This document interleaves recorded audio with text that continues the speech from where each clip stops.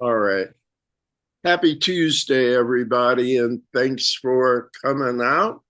This is I don't know, maybe world famous would be stretching it, wouldn't it? Uh, the pretty famous Unity of Livonia, A Course in Miracles study group.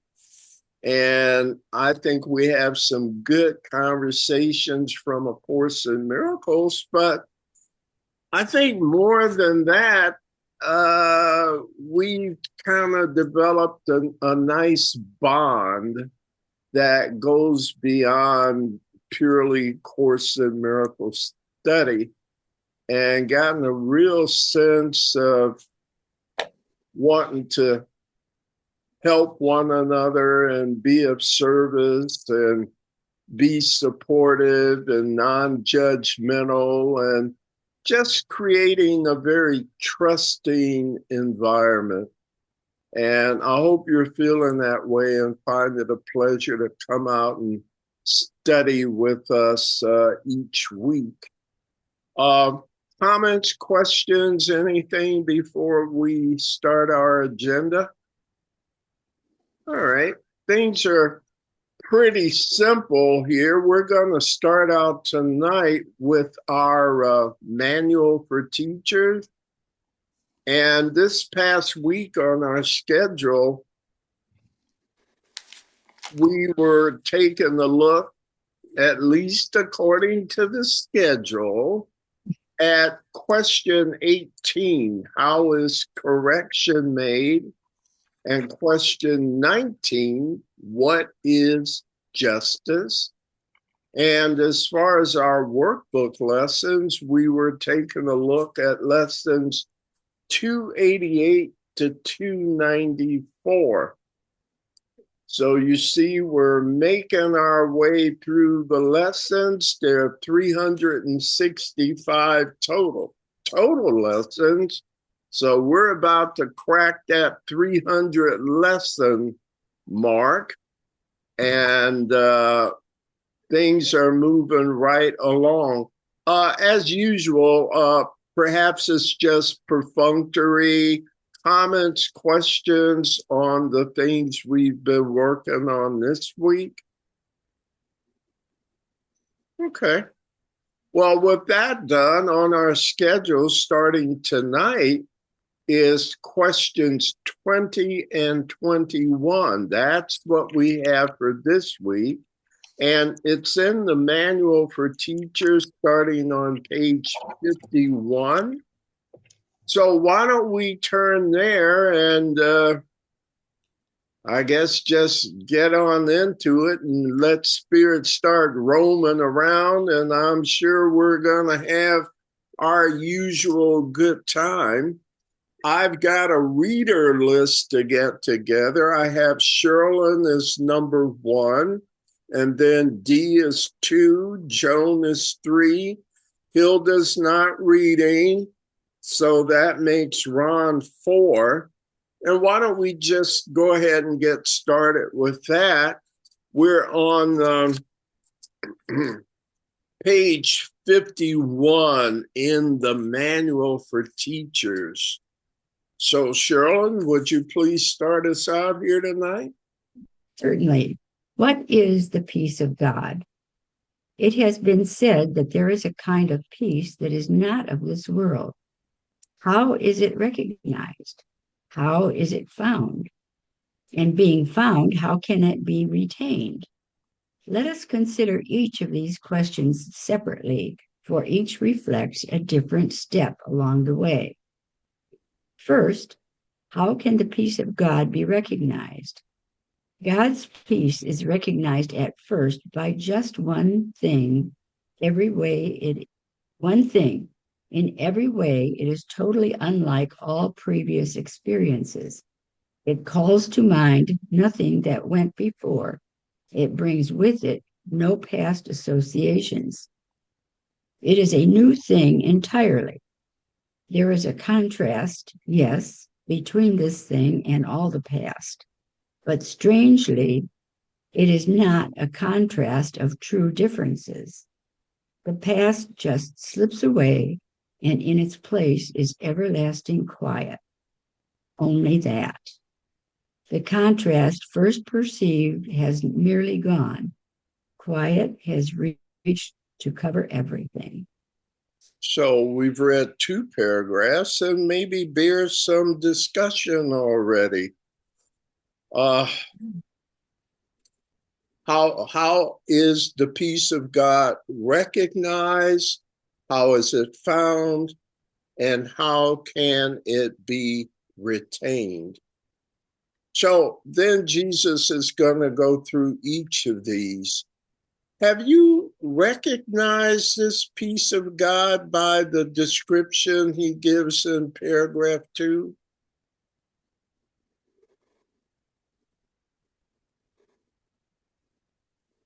Um, Maybe not. I think Unlike all, oh, go ahead. it's totally unlike all previous experiences. Yeah, I mean, have you felt that at all? No. Okay. And understandable. If I went around the room like I'm doing, I might not get answers totally in the affirmative, and I think that's okay. It's being honest, isn't it? Yes. So, Sherlyn, thank you. What about the rest of you?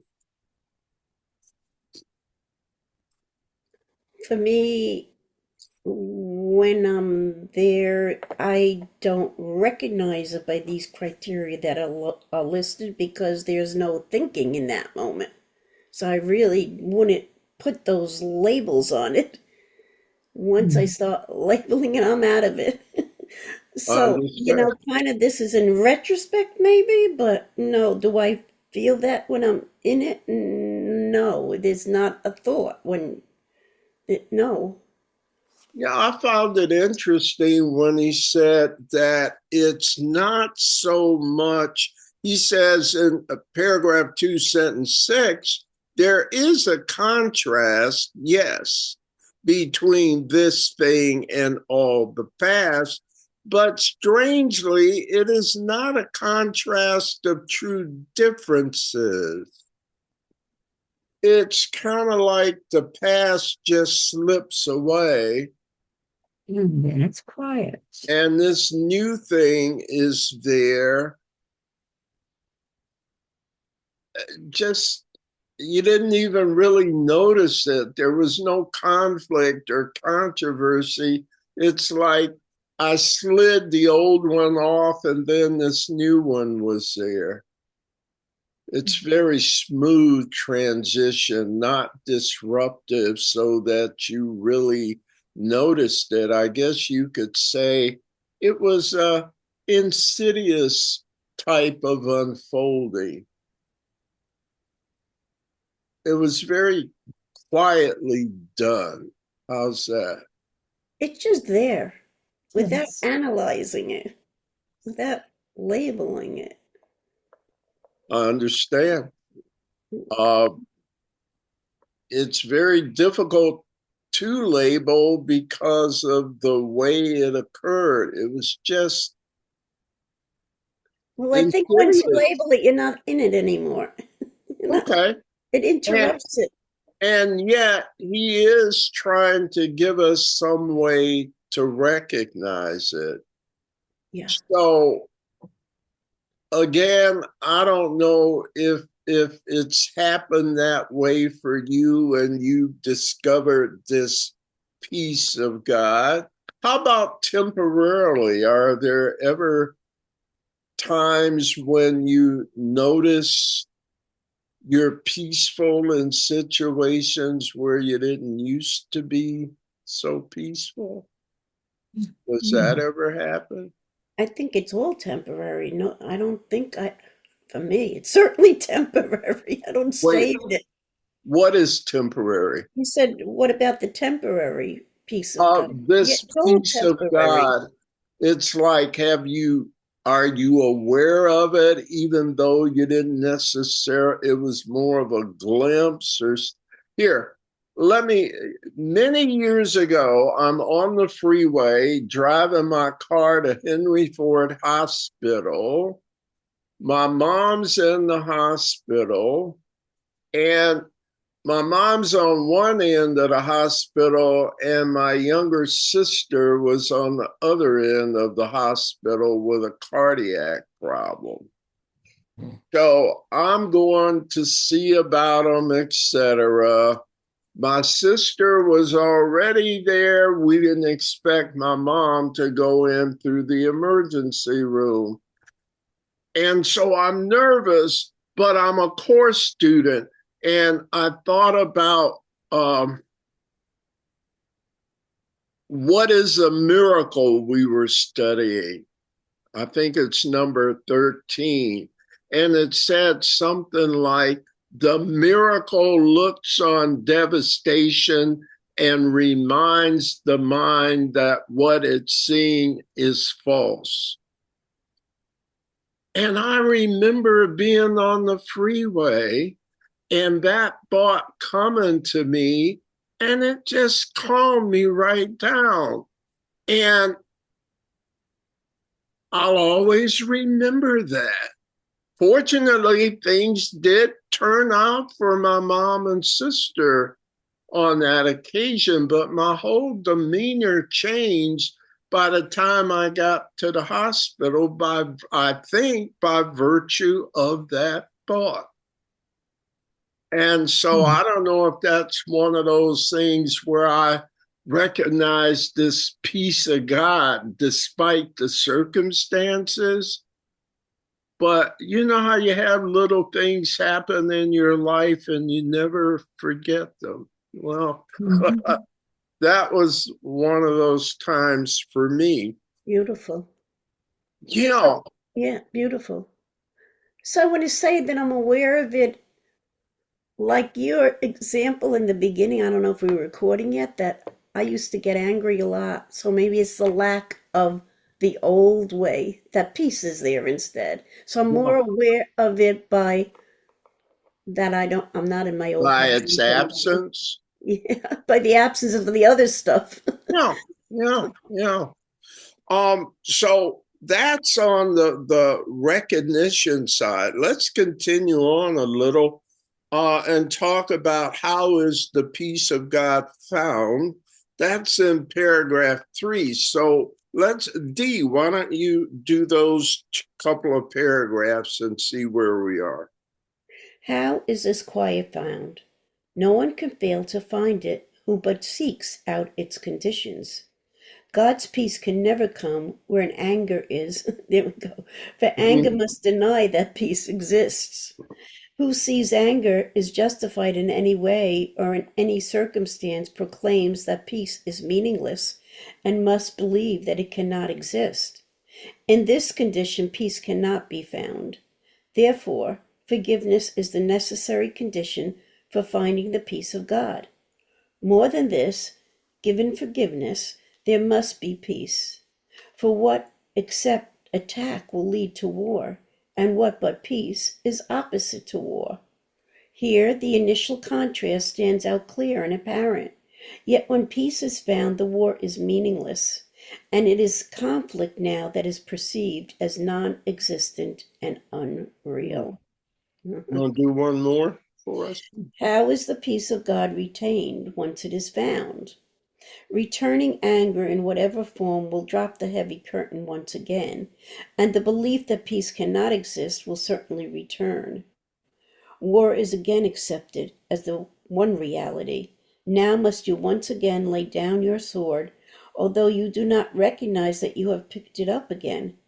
But you will learn as you remember, even faintly now, what happiness was yours without it, that you must have taken it again as your defense. Stop for a moment now and think of this. Is conflict what you want, or is it God's peace the better choice? Which gives you more? A tranquil mind is not a little gift. Would you not rather live than choose to die? Yeah. But in the broader sense, how is the peace of God found? He starts that in paragraph 3. What you have to meet the conditions to find it. Is that what he said in paragraph 3, sentence Yes. 1? Sentence 1 and 2. No one can fail to find peace who but seeks out peace's conditions.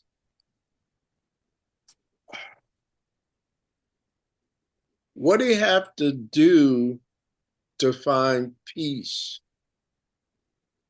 So it's kind of like what we were just talking about. For me, it peace is the effect of letting go of everything that's not peace, of the anger or the Okay. grief or the resentment or the guilt, or so it's reminding me of the Michelangelo statue, that this David Michelangelo's David statue. That, how did you know it was in there? By taking away everything that it's not.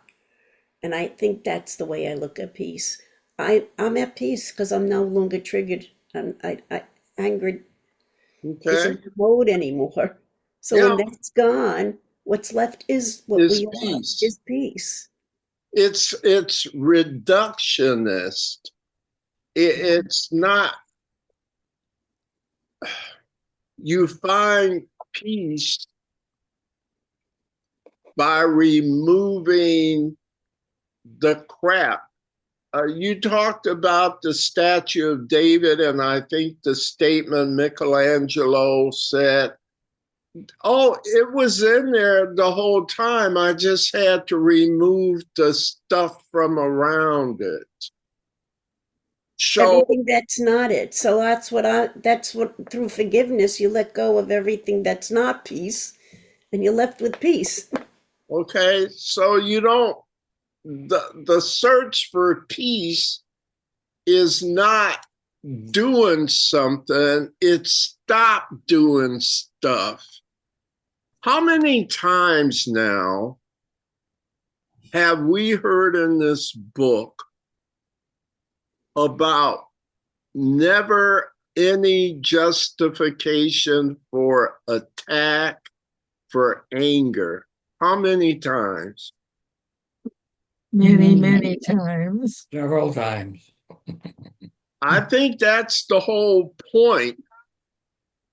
Peace is found when you stop doing the warlike activities. There can't be a war without your participation. Is that too easily said, or are you finding that through your studies and that over the years, you don't get angry, you don't have attack thoughts the way you used to? Somebody Yeah, want to yeah. share? Yes, that Ron? does work. It works for me. Mhm. I don't get angry as much as I used to. Yeah, I don't take things personally like I used to. yeah, yeah. And I'm willing to realize that peace is where I need to be. So that's what I look through for as peace. And quite often that involves forgiveness. Okay. So peace is the natural state. Anything other than that is a manipulation, is a unnatural state. But here's the thing. We don't get angry and we're still alive. Did you ever think you could survive by letting something go instead of getting upset about it? Did you ever think that was even possible? I Do you never thought have a about that. testimony? Yeah, tell I, us about I it. would never think about that. When I was angry, I just felt justified. I wouldn't think that I wouldn't survive without it. So do me a favor. It's one of my favorites. Take a quick detour. Look at page 401 in the workbook for students. I think it's 401. Yeah, 401. What is forgiveness? And it reminded me, let me read it to you. Paragraph 2. Everybody there under what is forgiveness? Yes. Okay. Paragraph 2. An unforgiving thought is one which makes a judgment that it will not raise to doubt, although it is not true.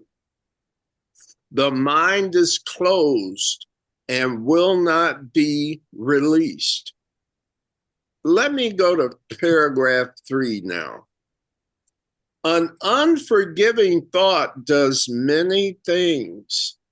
In frantic action, it pursues its goal, twisting and overturning what it sees as interfering with its chosen path.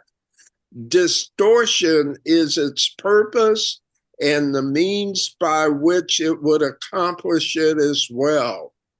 An unforgiving thought sets about its furious attempts to smash reality without concern for anything that would appear to pose a contradiction to its point of view. Have you ever heard the term, I'm losing it, or I lost it? Mm-hmm. I think it's referring loosely to the idea, I just lost my mind at that time. I couldn't even be reasonable again till I calmed down. When you say you lost it, you shouldn't be kidding. That's exactly what happened. You lost your mind.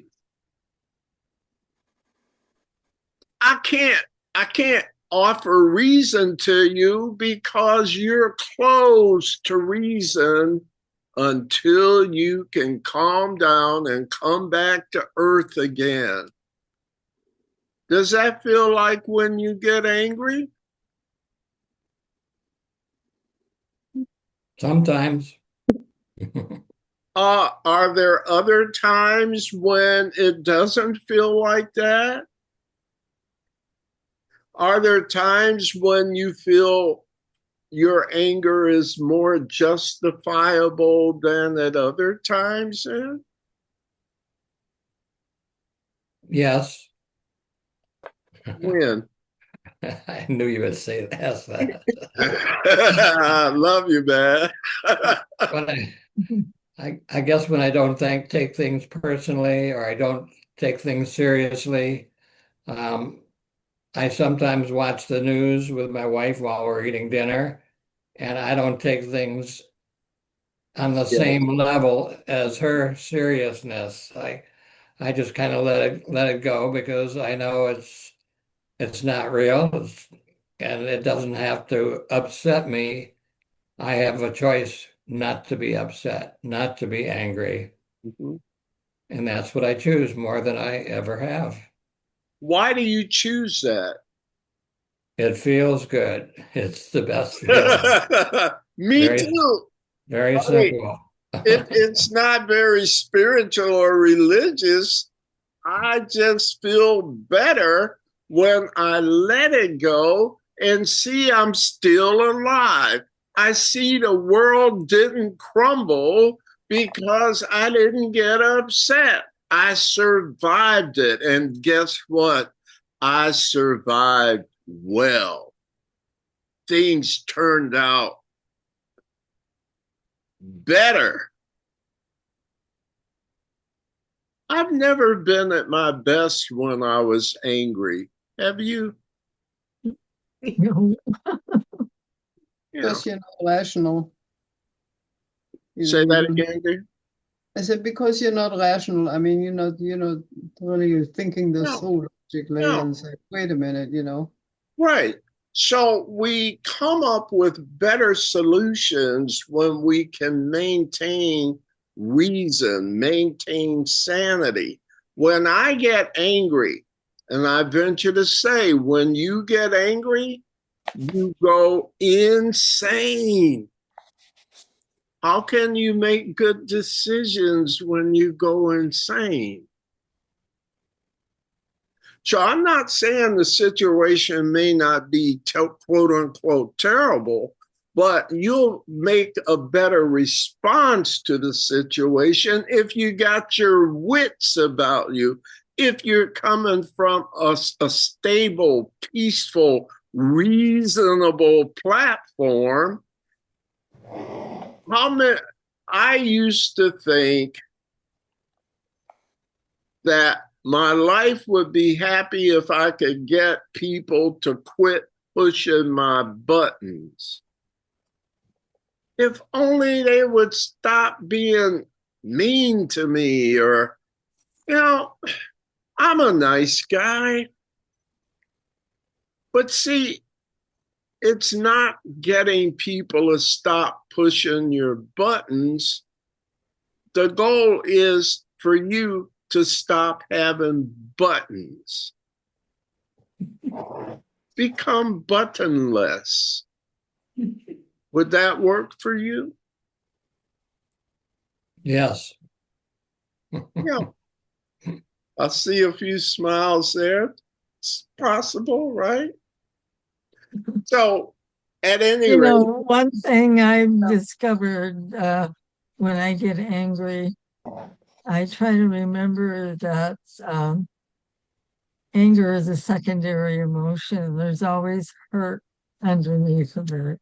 So I look for that and ask myself, what am I really feeling? Am I really feeling hurt?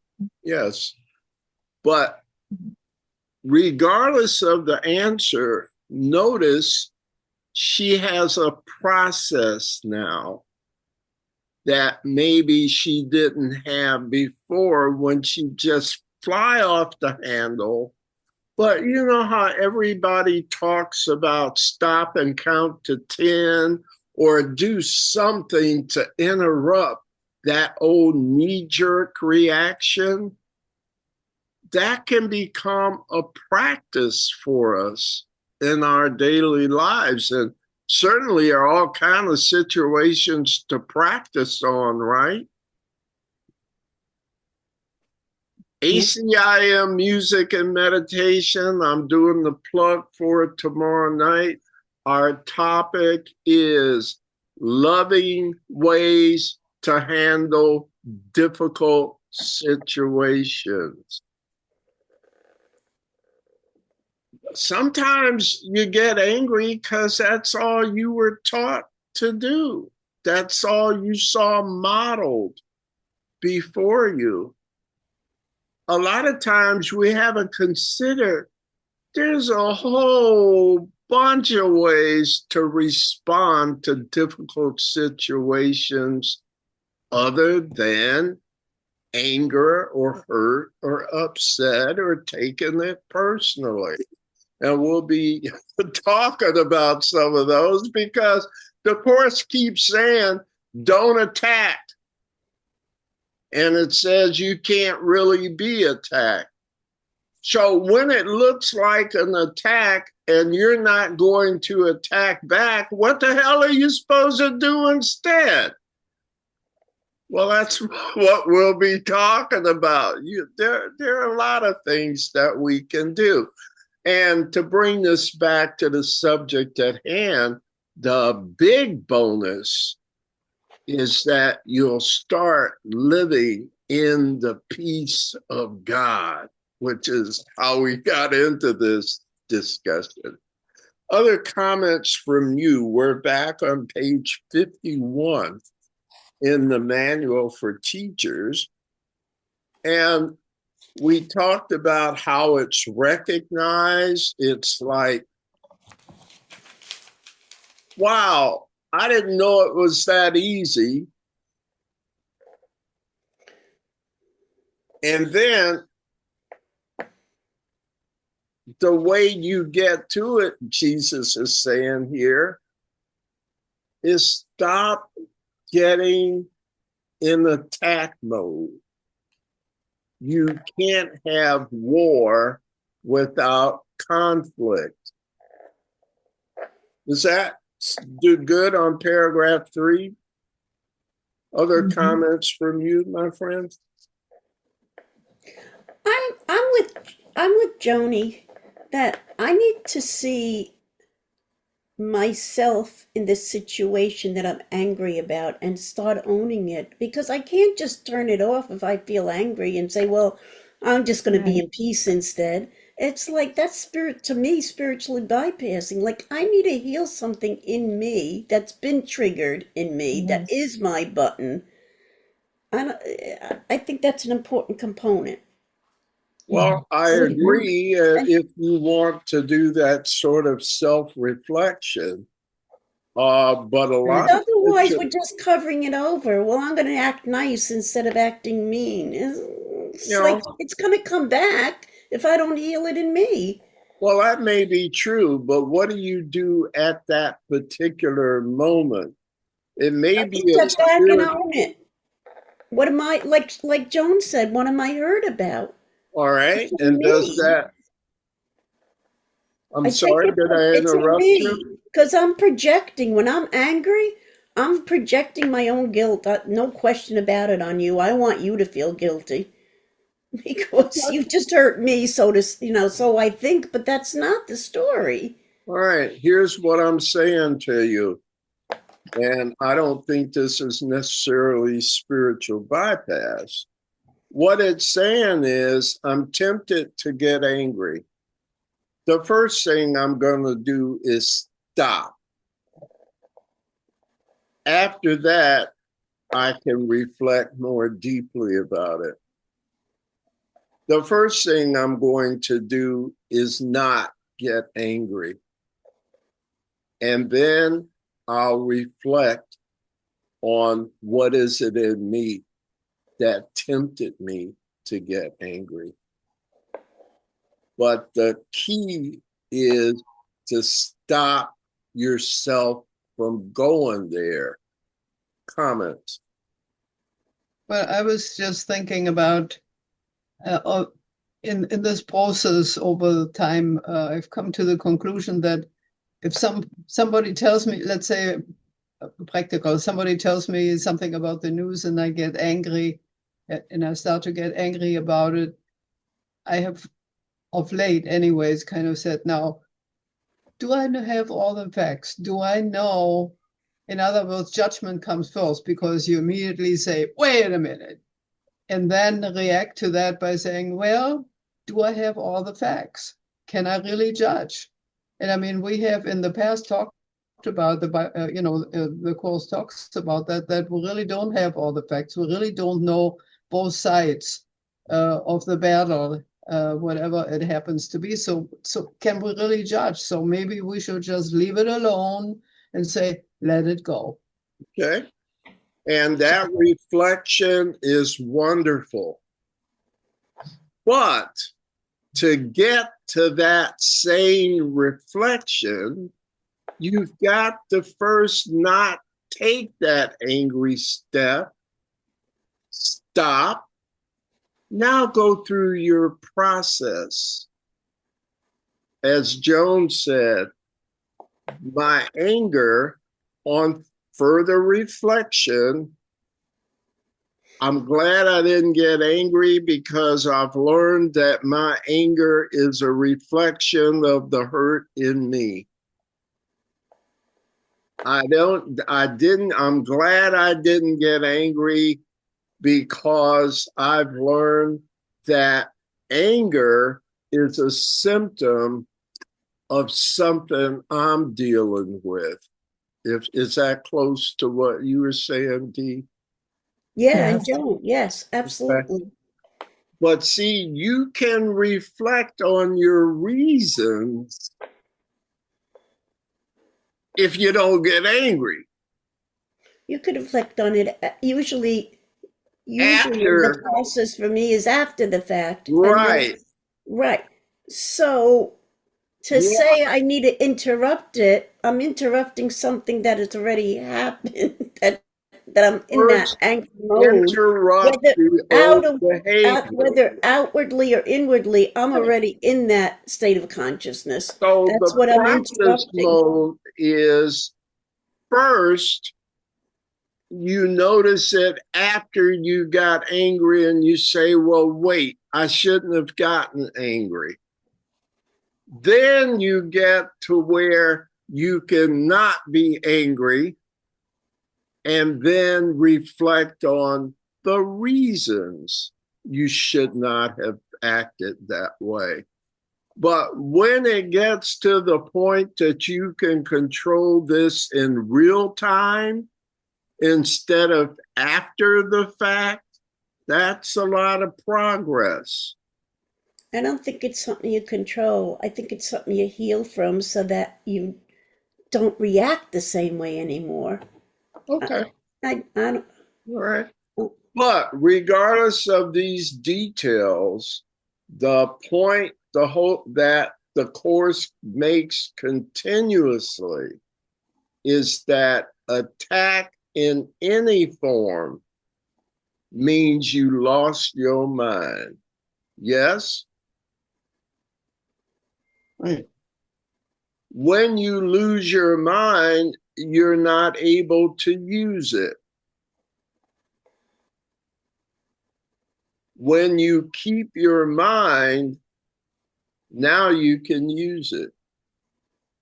Does that make sense or no? The key to the whole thing is not losing your mind. I don't And know. these are Not to all of me. the, Not to me. I'm sorry. It's just not. To me, the whole idea is to see why I am losing my mind. So I heal that so I don't lose my mind anymore over that type of trigger. okay. Well, Other comments here? well, I was just thinking that we really live on two different plateaus. You know, one is this planet Earth and one is not. So we will have these conflicting. We've got information coming in that can come from either side, and we have to figure out to sort it out and let it go. I mean, we still have to live here, and we still hear the news, and we still have people tell us whatever it is at the dinner table, and you have to, and then, like you say, and I agree with you because you do hear it, and then you have to say, well, this is not for me because I'm not going to react to that and let it go.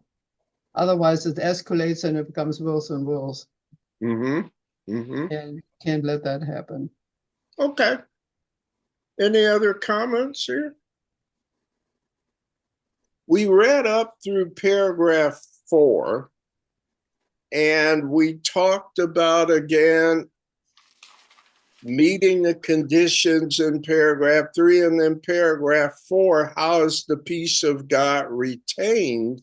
It said, returning anger in whatever form will drop the heavy curtain once again, and the belief that peace cannot exist will certainly return.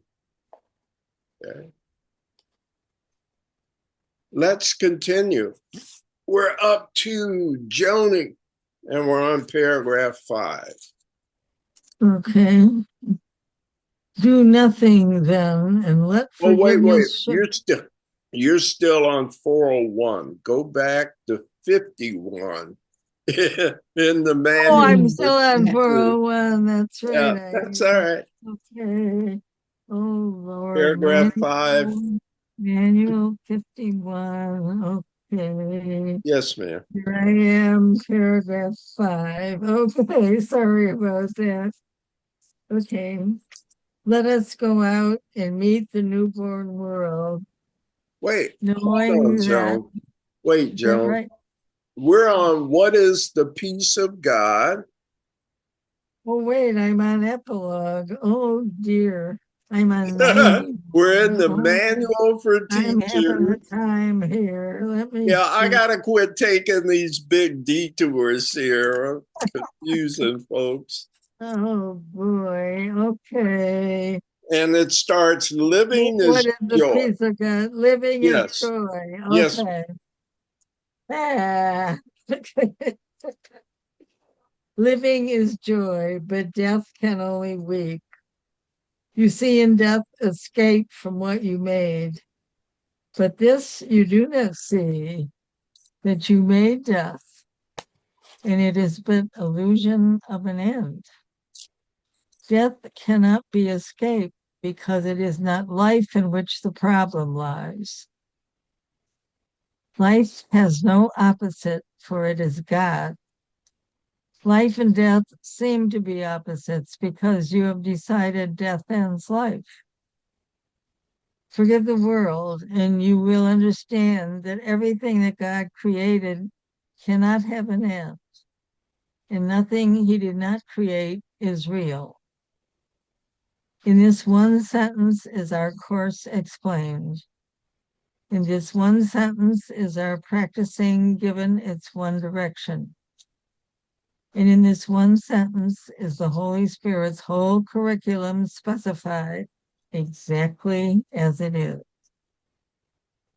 You know, what's the one sentence before we go on? See. Does it start with forgive the world? That's what Forgive I'm the thinking. world and you will understand. Everything that God created cannot have an end, and nothing he did not create is real. All right. Let's finish this up at 6 and then we'll have a closing discussion, okay? Okay. Joni, do 6. What is the peace of God? No more than this, the simple understanding that his will is wholly without opposite. There is no thought that contradicts his will, yet can be true. The contrast between his will and yours but seemed to be reality. In truth, there was no conflict, for his will is yours. Now is the mighty will of God himself his gift to you. He does not seek to keep it for himself. Why would you seek to keep your tiny, frail imaginings apart from him? The will of God is one in all there is. This is your heritage. The universe beyond the sun and stars and all the thoughts of which you can conceive belong to you. God's peace is the condition for his will. Attain his peace and you remember him. So here's what's bugging me. How did we get on this from talking about attack and anger, right? In paragraphs 3 and 4 to this whole discussion about life and death and God and eternity and all of these big ideas. Um, do you see where that connection happened? We were talking about attack, and the absence of attack is how you retain peace. Am I correct here? Uh-huh. And then he's on life and death in paragraph 5. What's the connection? Do you see it? I'm not sure I do. That anger doesn't come from God. Okay. Well, what's that got to do with living is joy, but death can only weep? What's death got to do with anger and attack? Isn't that what he was talking about? And then he moved on to life and death. Well, So, huh? I mean, it seems to me we're kind of switching around between level 1 and level 2. And that sort of, to me, is kind of the connection.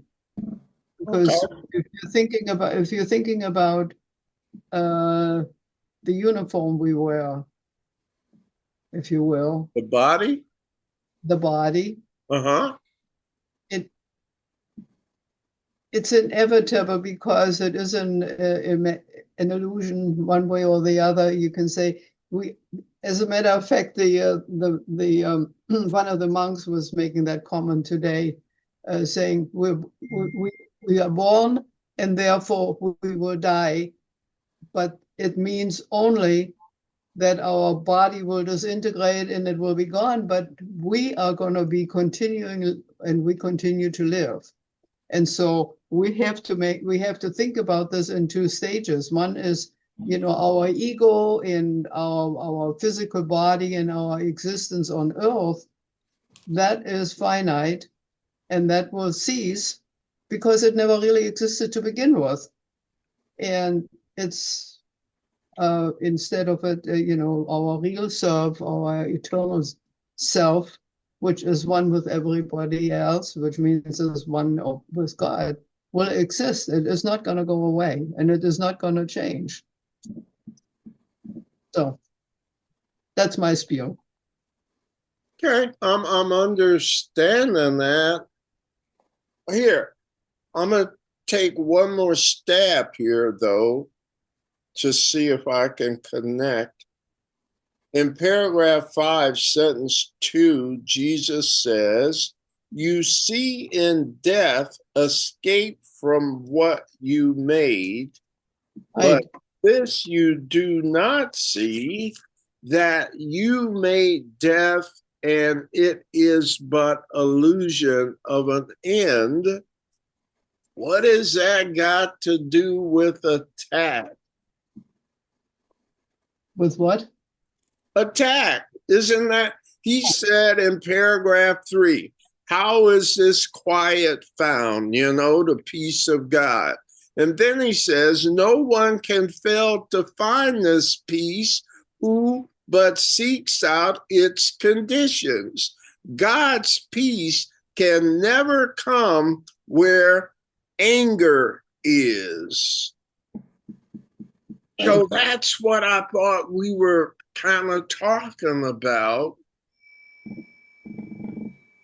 What's anger got to do with living is joy, but death can only weep, and you see in death escape from what you made? Well, yeah, that's level 2, our existence on level 2. We created this life. I mean, we study, we work, we played, we did whatever. But that's all illusionary because it's not what our real self is. And so, so you started, but it has to end because it's not going to go on because it was never real to begin with. Is he talking about this whole idea of conflict and attack and anger? It's all illusory. That is a great part of it because as an individual, I mean, your ego is going to demand that it keeps itself established, and so by the nature of the beast, you have to prove that you're better than somebody else, and as soon as you do that, you get into an attack mode. So my ego constantly wants to make war. Right. Because it constantly needs to prove that it is superior to some other. So this whole conflict thing is part of this egoic cycle, you're saying, Hilda.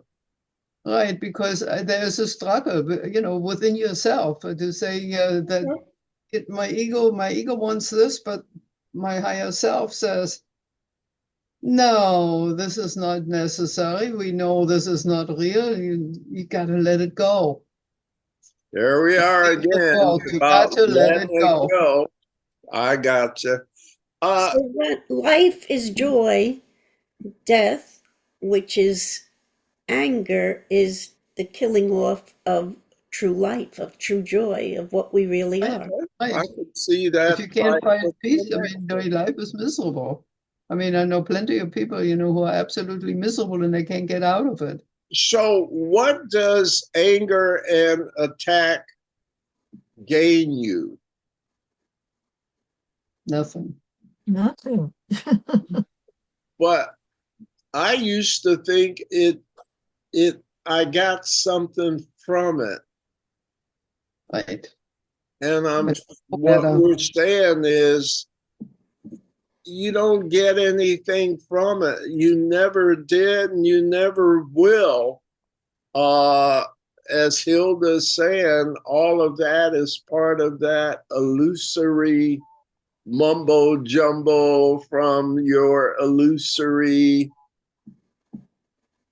stop making war and you'll have peace. How are we doing? Good. Dee, read, you didn't do 6. Let's finish this up. I wasn't the reader. No? Where were we? On Joni? Joan was reading. We were. Would you do 6, Joe? I just finished 6, yes. You did. She did read it. Sure did. I'm losing it, folks. So, You're not alone. Have you lost your mind, Jeff? all right. Well, let's push forward. We're up to Mr. Ron Cohen, my friend. Page 53. Okay, what is the role of words in healing? Strictly speaking, words play no part at all in healing. The motivating factor is prayer or asking. What you ask for, you receive. But this refers to the prayer of the heart, not the words you use in praying. Sometimes the words in the prayer are contradictory. Sometimes they agree. It does not matter. God does not understand words, for they were made by separated minds to keep them in the illusion of separation. Words can be helpful, particularly for the beginner, in helping concentration and facilitating the exclusion or at least the control of extraneous thoughts. Let us not forget, however, that words are but symbols of symbols. They are thus twice removed from reality. You too, Ron. As symbols, words have quite specific references. Even when they seem most abstract, the picture that comes to mind is apt to be very concrete. Unless a specific referent does occur to the mind in conjunction with the word has little or no practical meaning and thus cannot help the healing process. The prayer of the heart does not really ask for concrete things. It always requests some kind of experience. The specific things asked for being the bringers of the desired experience in the opinion of the asker. The words then are symbols for the things asked for, but the things themselves but stand for the experiences that are hoped for. Woo. Wow. All right, let's go to paragraph 1. Anybody got Tylenol out there tonight? I may my- have to pause. It's my favorite. Pardon me, Hilda? I said this is my part of my favorite Yes. part of it. All right. So It comes right to the heart of it all. explain that to us then. This is you're talking about this, the role of words in healing is a favorite of yours? Yes, it is, because it points to the fact that words don't really mean anything. Because they're just, like they say, symbols of symbols. And it's a typical, particular, like I think about it in terms of language. When I first started learning English, little things like there, and it all can Yeah. mean different things depending on the spelling and the pronunciation and all these kind of things. And even in particular words, if you talk about science, one word may mean such a thing. In philosophy, it may mean something totally different. So it becomes very confusing. And not only in English, but in German and every other language, I'm sure. So it's really the substance that we're talking about that is the meaning of what we're looking for. So by using a word, it leaves there's something missing, something wanting. So like when I'm going through this process of thinking about something, I'm sort of doing what I kind of consider visualizing of what it is that I want to say, if you will, and saying what I want. I mean, I never do it that way anyways, but the idea, that it's the feeling, the sensation, the understanding, the usage of whatever it is, that is what is the important issue, not the particular word. So can you visualize or represent in an image what an orange tastes like? You can symbolize it. You can't do it in words, but you certainly can do it my in feelings. Point. Right. That's what I'm Words talking about. can only go so far. They can be a pointer to how an orange might taste. Right. But It's a you can't tool. see the taste of an orange. Right. That's the thing. The word is a tool just to for people in general to say, when I'm talking about an orange, everybody knows, assuming of course that you know what an orange is, but that's another assumption, isn't it? yes. Here's the other thing about words. Words always require a predicate. In order for a word to be meaningful, it has to have a definition in the hearer's mind before it has a meaning. And those definitions vary in the minds of different hearers. That's right. You can say it much better than I can, but that's what I'm talking about. When we're on the same, do you see how weak words and language really are? Do you also see how words are separators? They close your mind to what something is. Oh, that's a tree. Oh, that's a mountain. Oh, that's a car. So you give it all the meaning that it has, but isn't a car a bunch of atoms? Yes. Just like us. Is that different from stardust? I'm doing these kind of wild analogies here, but again, we're talking about the fallacy of words. Now, more specifically, he's talking about the use of words in healing. And he said, strictly speaking, words do not have a part in healing.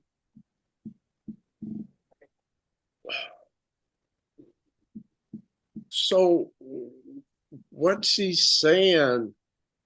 How do words connect, or are they involved at all?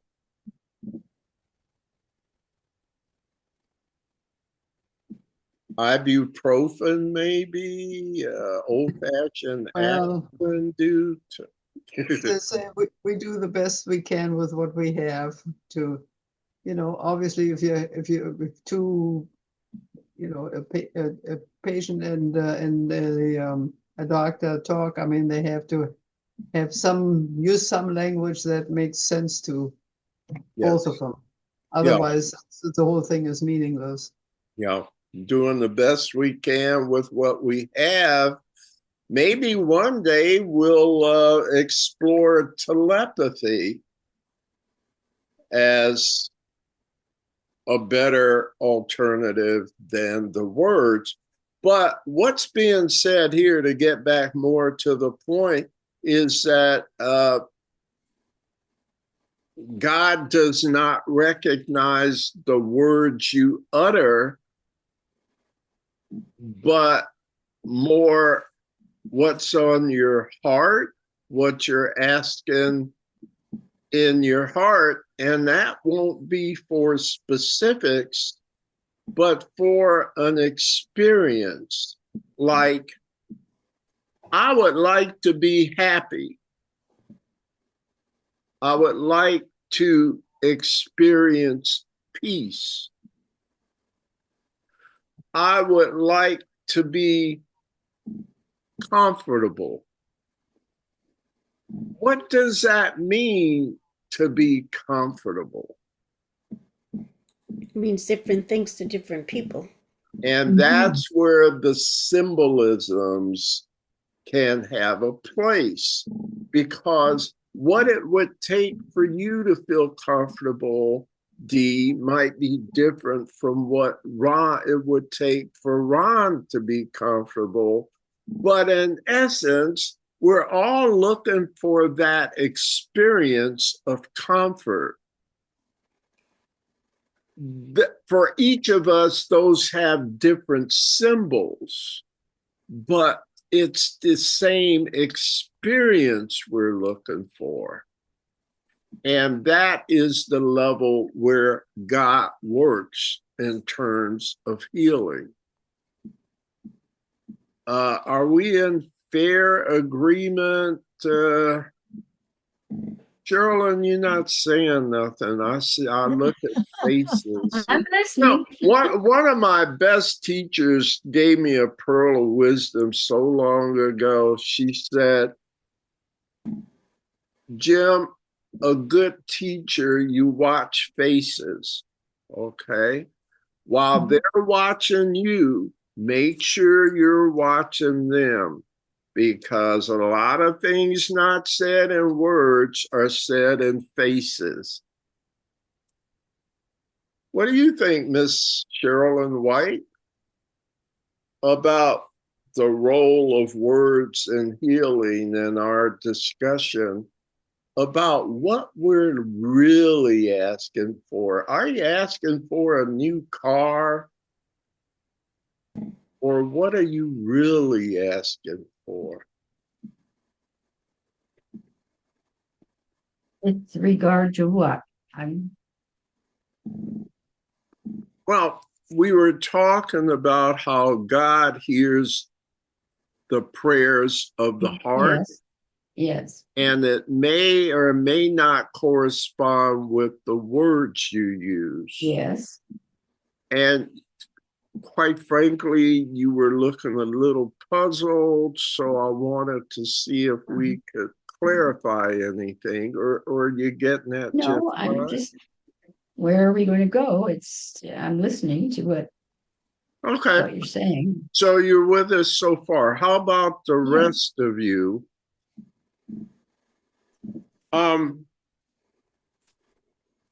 So let's we're up to 3. Ron read 1 and 2, didn't he? Yes. So Cheryl, Yeah. we're up to 3 with Cheryl and White. We're back to Cheryl. Okay. The prayer for things of this world will bring experiences of this world. If the prayer is of the heart asks for this, if the prayer of the heart asks for this will be given because this will be received. It is impossible that the prayer of the heart remain unanswered in the perception of the one who asks. If he asks for the impossible, if he wants what does not exist or seeks for illusions in his heart, all this becomes his own. The power of his decision offers it to him as he requests. Herein lie hell and heaven. The sleeping Son of God has but this power left to him. It is enough. His words do not matter. Only the word of God has any meaning because it symbolizes that which has no human symbols at all. The Holy Spirit alone understands what this word stands for, and this too is enough. Is the teacher of God then to avoid the use of words in his teaching? No, indeed. There are many who must be reached through words, being as yet unable to hear in silence. The teacher of God must, however, learn to use the words in a new way. Gradually, he learns how to let his words be chosen for him by ceasing to decide for himself what he will say. This process is merely a special case of the lesson in the workbook that says, I will step back and let him lead the way. The teacher of God accepts the words which are offered him and gives as he receives. He does not control the direction of his speaking. He listens and hears and speaks. Why don't you do the last paragraph and we'll be done with this part. Okay. A major hindrance in this aspect of his learning is the teacher of God's fear about the validity of what he hears. And what he hears may indeed be quite startling. It may also seem to be quite irrelevant to the presented problems as he perceives it, and may, in fact, confront the teacher with a situation that appears to be very embarrassing to him. All these are judgments that have no value. They are his own, coming from a shabby self-perception which he would leave behind. Judge not the words that come to you, but offer them in confidence. They are far wiser than your own, God's teachers have God's word behind their symbols, and he himself gives to the words they use the power of his spirit, raising them from meaningless symbols to the call of heaven itself. So we did 4 and 5. Your comments here before I get started.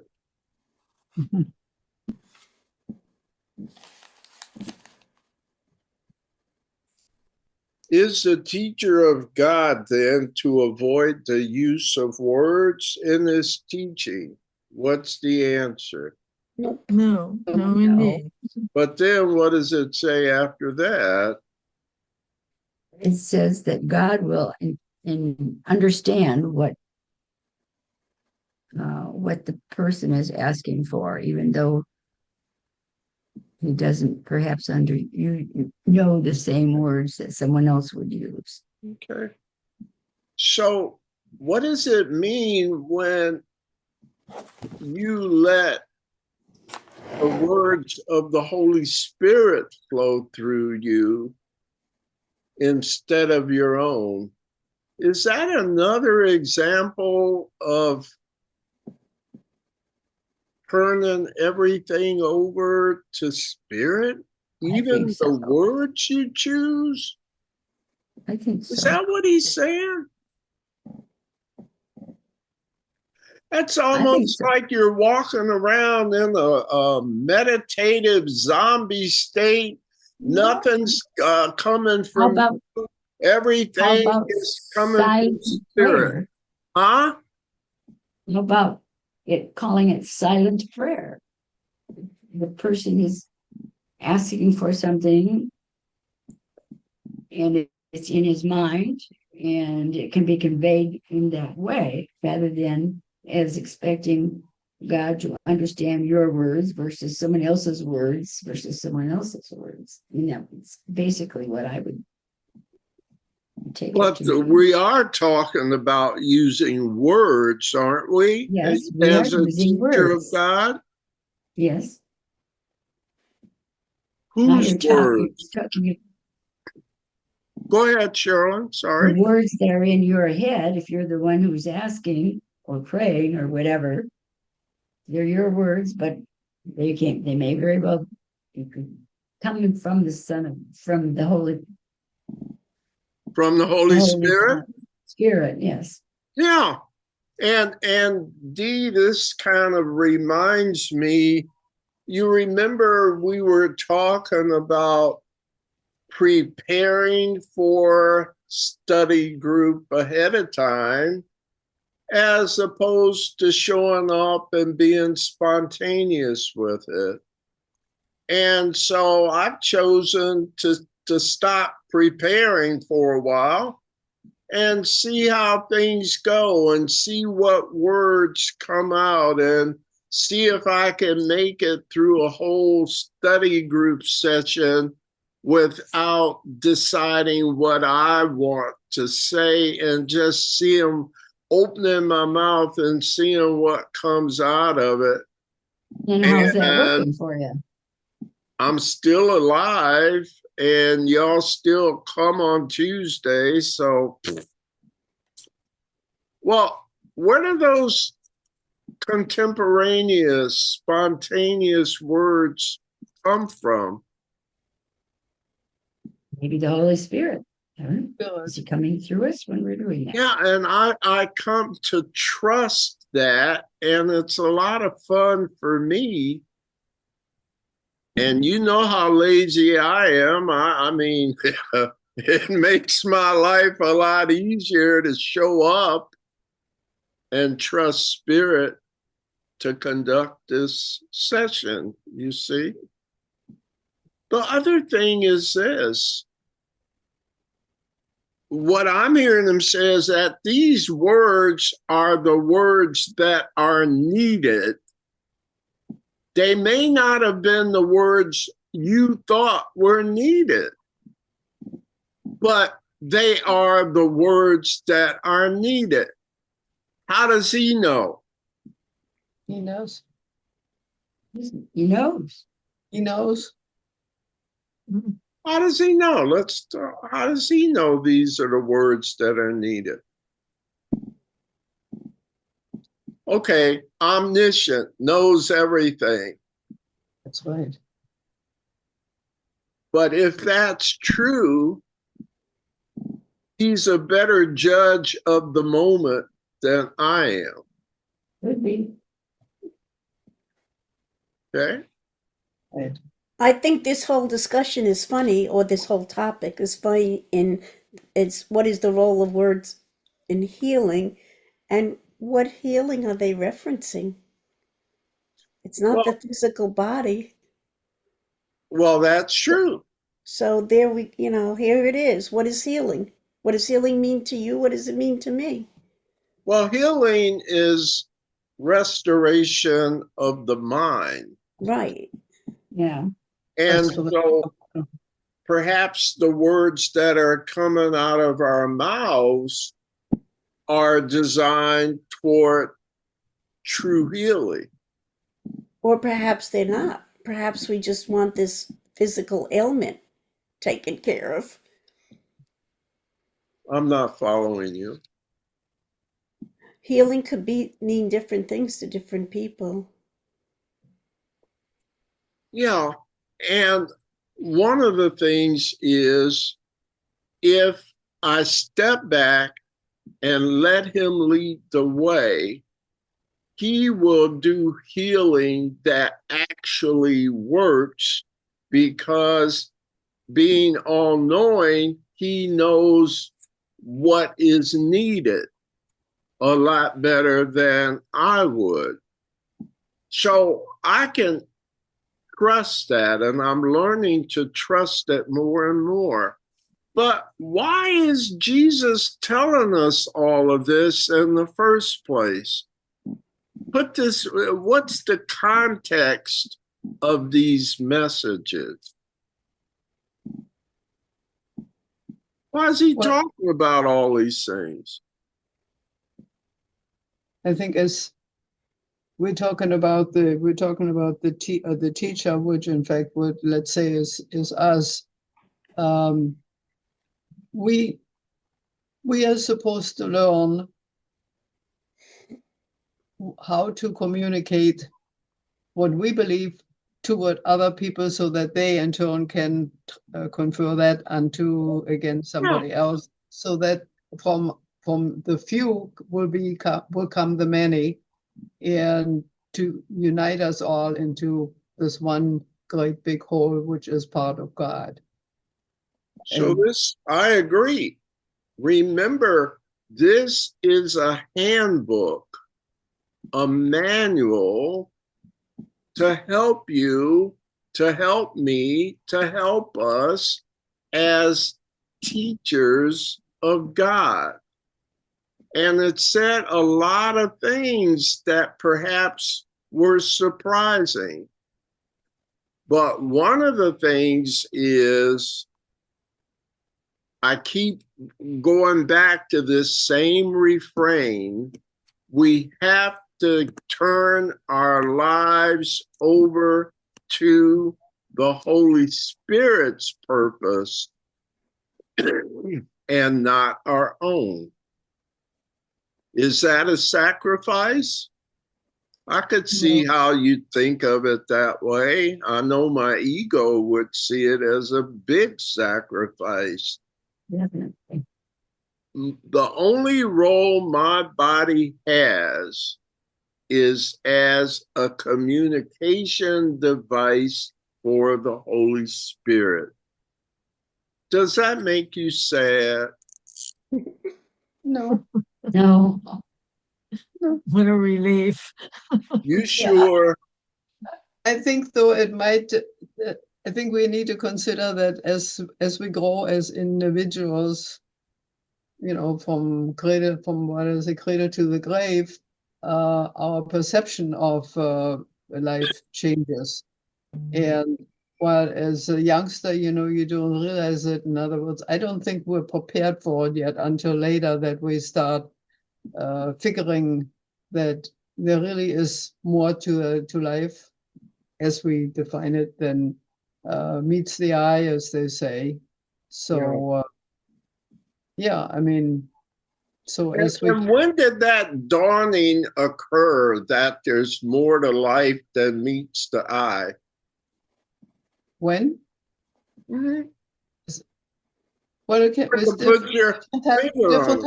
different times for different people, and it probably doesn't matter one way or the other. But eventually, we all come to. I think. I mean, that's my. You're right. I agree. You know, we all get to that point that we realize, you know, that this, you know, is not going to go on. You know, and we're done with our body, but you know, you realize that things go on, and so many things happen. And when we're talking about like miracles or something like those things come to your mind that you think are your mind, but they're really not. They come from someplace else, and we define that as calling coming from spirit.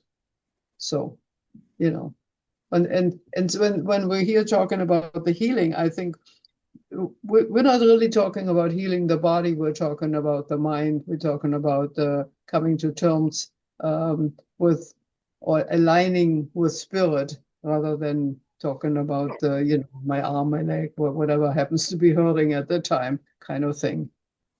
And the point for me, and see if this happened in your life, it's like there's more here than meets the eye, was simply a realization one day. It wasn't a big fanfare. It was like my eyes opened to something that was there the whole time, but I didn't understand it before, and all of a sudden, over time, my eyes just opened to something new. And for me, that's so spiritual, because Jesus, I remember, I was a Bible student. He used to talk about, let those who have eyes see and ears hear. It's kind of like when you buy a new car and then you notice all the other cars like your new car. Where were those cars before? They were always around. You just didn't. It's like that, if that's a good example of what I'm talking about. And so if my eyes opened, I could almost say they were closed before, like I was sleepwalking. I was in a state of unrealism, and then my eyes opened and I saw this bigger picture sort of thing. And they say youth is wasted on the young. They've got all the youthfulness, but their eyes haven't been opened yet. So thank goodness, I guess for better or worse, we're understanding and realizing the truth.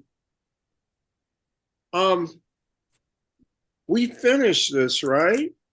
Right. We Yes. did not get to our lesson this evening, but hey, you got a whole week to work on that stuff. This was a tough session for me. How about you? Oh, I Yeah. thought It was very interesting. Okay, I like Great. the way you said it. I do have Tylenol in my bathroom there, so I'll be visiting. No, I'm just kidding. Thank you all for being here tonight. Any If- closing comments? I have a request. I Yes. do not have the last sheet of this packet. This is the end of mine. Can you send me the last sheet for like the next Well, page? I'll send you the whole thing again. That would be a lot easier for me. Well, whatever. Yeah, I'll send it to Okay. you. I'm All happy right, to thank do you. that, okay? Because that's where we're getting to, the last sheet. Anything else before we do our closing? Hilda, she's all yours. Okay. The light of God surrounds us. The love of God enfolds us. The power of God protects us. The presence of God watches over us. Wherever we are, God is. I am the light of God. I am the I love I of am am God. the the light of light of God. God. I am the love of God. I am I the I love am the am of love the God. of love of God. God. I am the power of God. I am I the I am the am the power of power power of of God. God. God. I am the presence of God. I I am I the am am the the presence of presence presence of of God. God. God. Therefore, Therefore, Therefore, wherever I am, wherever Wherever I I I am, am, am God is, God is. God God God is, is, is, and all is well. and and all all is is is well. well. well. There is nothing to fear. There is nothing Nothing to to fear. fear. There is only love. There is There only is love. only love. Namaste. Namaste. Namaste. Love you. I'm Love waiting you. on Love spring. you I too. think I'm in for a lot of disappointment for a while longer. I think it was 6 degrees and a wind chill below zero out there where we are. So enjoy the warmth of God's love, right? Yes. Right. I'm sure that'll take us through. Thank you for coming out, and I will see you soon. All right, my friends? Thank Okay. you. Have a Good blessed night, week. Bye, guys. everybody. Bye. Have a Be nice well. Bye, week. guys. Bye-bye.